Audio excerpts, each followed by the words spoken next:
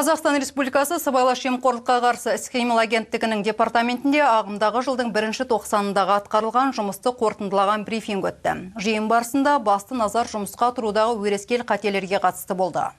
Мәселен, жалған медициналық анықтамалар мен экзамендардың нәтижелерін түзету тәрізді заң бұзушылықтар орын алған. Ағымдағы жылдың ақпан айында Қазақстан Республикасы сыбайлас жемқорлыққа қарсы іс-қимыл агенттігі департаментінің бастамасымен әкімшілік мемлекеттік қызмет саласында сыбайлас жемқорлыққа қарсы мониторинг жүргізілді. Сыбайлас жемқорлыққа қарсы іс-қимыл агенттігі департаменті бастығының бірінші орынбасары Асхат Оразханның айтуынша, адамдарды жұмысқа алу саласында бірнеше заң бұзушылықтар анықталған.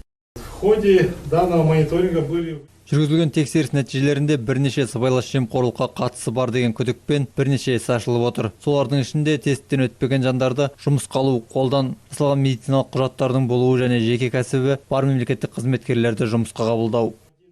Мониторинг нәтижелері бойынша мемлекеттік қызметке орналасу кезінде заң бұзушылық фактілері анықталған. 2020 жылы мемлекеттік қызметке келген адамдардың ішінен 4 жеке кәсіпкер шыққан. Дегенмен заңға сәйкес мемлекеттік қызметкерлерге кәсіпкерлік қызметпен айналысуға тыйым салынады.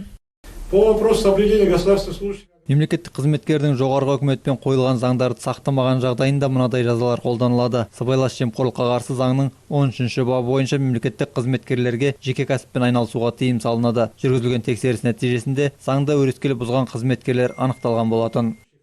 Асхат Оразханның айтуынша, бұл фактілер мемлекеттік органдарға адамдарды тағайындау кезінде мемлекеттік органдардың сондай-ақ персоналды басқару қызметтері басшылығының міндеттерін әділетсіз орындағанын куәландырады. Сонымен қатар мемлекеттік қызметке кіру кезінде медициналық анықтамаларды қолдан жасау фактілері анықталған. Қазіргі уақытта департамент сыбайлас жемқорлық істерін жою мақсатында Қарағанды қаласының мемлекеттік органдарына тиісті ұсынымдар әзірледі. Сондай-ақ заңнама саласындағы заң бұзушылықтар үшін жеке құрамға тәртіптік жазбалар қолданбақ.